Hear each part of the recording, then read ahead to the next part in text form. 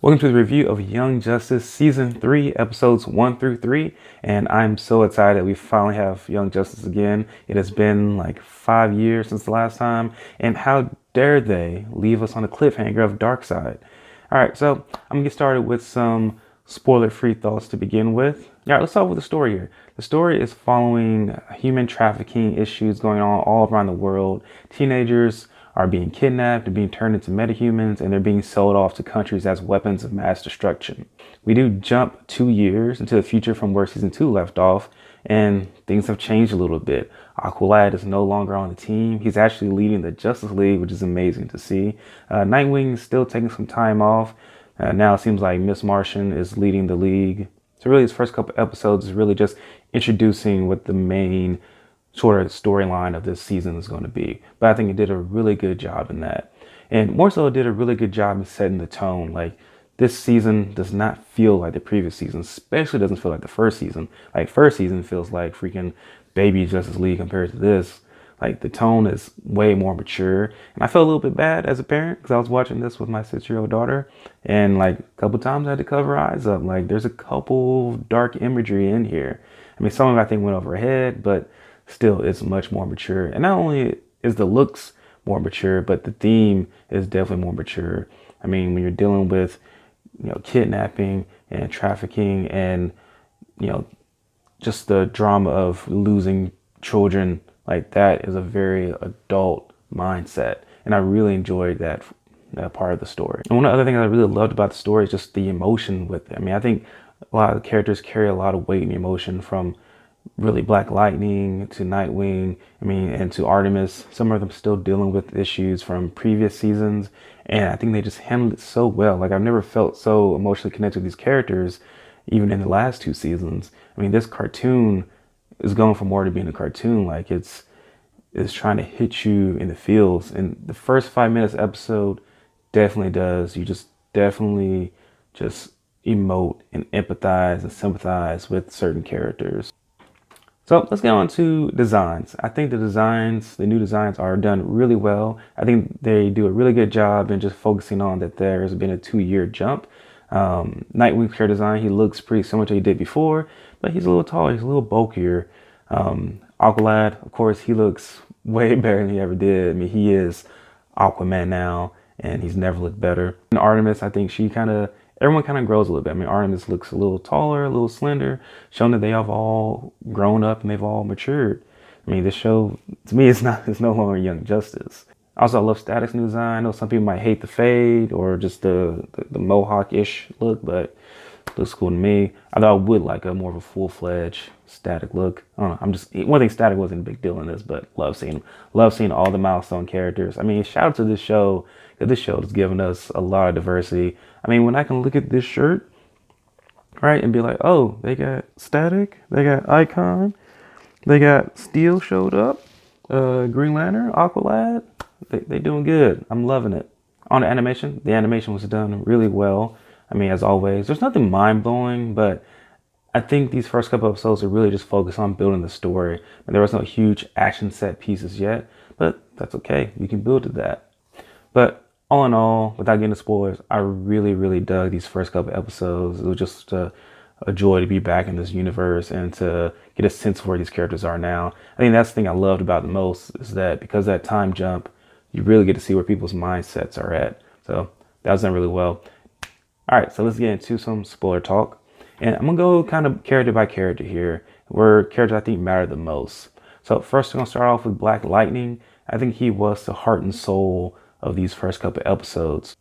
I mean, that first 5 minutes just hit me hard, where he's battling that monster and he just zaps it, a little zap. And when that monster kind of goes, like he's, is crying, she's crying out, like he completely changes his look and his viewpoint. And then they're like, oh, it's a girl. Like, she's, 14 Earth years. It's a girl's heart. And he is just in sort of crippling anxiety right now that he just killed a little girl, like, who had no choice in the matter. And because of that, that physically changes the way he can use his powers. Like, he has a mental block. He can't even use his powers. And so you see how he goes through and works through that. Like he quits the Justice League at one point. He he goes to his wife, tells him that his ex-wife, tells her that he's no longer gonna be Black Lightning. And shout out to his ex-wife because she must be real MVP because she over her name dropping. She's a sister of a Green Lantern, and she's like the mother to two daughters who probably have superpowers, and she's the ex-wife to Black Lightning. Like, she has a good life or a bad life. I'm sure that's not great being the wife and sister of superheroes and always worrying about them. And I also love the ending there where this like farmer guy kills a monster, not knowing there's an actual human being, and he gets pissed off at this like farmer person, and he tells him like, you're gonna regret this when you figure out that it's a little girl in there. I at first thought he was gonna hold back and not tell him that to save him from that regret and that remorsefulness, but no, he tells him the truth about it, and that I think is just such an interesting character decision to do. Next is on to Nightwing.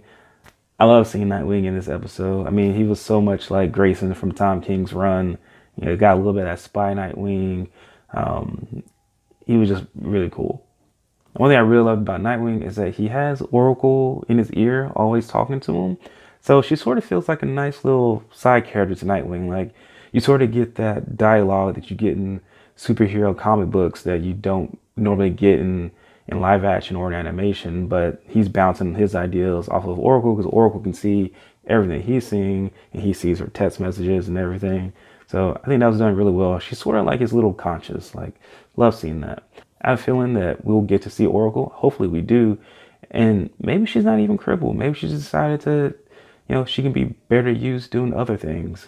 I think that can be a good little twist. I mean, because, you always don't have to be a victim of the Joker. Your circumstances can be your own choice. And I think Barbara Gordon is a perfect character to do that.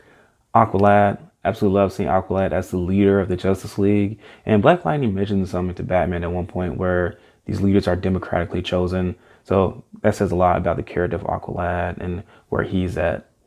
Tigress/Artemis, love seeing her again. I mean, she's still dealing with getting that loss over Wally. But I liked her partnership with Robin. Like, they have a nice platonic relation going on, especially when they both are playing like spies or entering in this coordination going on. Just really love that spy aspect. And one of the new characters I really like is Halo. She hasn't had much speaking in this, but I just like her superpower. Like, doesn't seem like she can die. So much she can float, so much she can create force fields. Also, adding more diversity to the show is a good thing. Another great aspect of the story that I loved is just how the Justice League deals with infighting. Like, the Justice League right now in the show is really handcuffed by the UN. The UN is pretty much not letting them do anything. Like, it's very reminiscent of Marvel Civil War and how, you got to get a sign off from UN to do all these things. But I think this show takes us to the other level where you see the aftermath of that. You see characters not only, fighting about it, but dealing with it, saying like, no, I can't do this anymore. Like, Batman pretty much owns the whole entire Justice League, and he pretty much does like in a coup, essentially, where he stages a walkout, essentially. He's going to have his own freaking outsiders. And I just love that debate that goes on within the Justice League. I mean, at one point, they're arguing the usefulness of just the existence of the Justice League and whether it should be disbanded or not. And Aqualad is saying, we do good work. Like, we are symbols of truth and justice. And Green Lantern says, yeah, symbols are great, but when Batman finishes, it's about the mission. I was like, whoo, Batman. Man, you do not want to try and go up against Batman in one of these meetings because he come prepared with the one-liners. Like, you about to get burned. And then Batman pretty much is like, listen, I'm out. I'm taking him, her. We out. We're going to do our own thing with no handcuffs. And like I mentioned before, this story is so mature. Like, there were so many times where someone was about to die that I thought they would just be brought back because this is a cartoon and they can sort of do that. Like, I would have believed it. Like, at the beginning when that girl seemed like her heart went out on it, I expected Black Lightning to just shock her back and do some like, cardiac arrest on her and bring her back. But no, she was dead. Like, and then that Halo girl got her face freaking half burned off when she came back. I had to cover my daughter's eyes when that happened. Like, you don't need to watch that part. And then when the second monster finally finally got free of his mind control and he was all within his own control, he got shot right through the brain that was right here. Like, they just showed a guy getting shot through the head, pretty much. Anyway, thank you for watching. Let me know what you think. I'm out.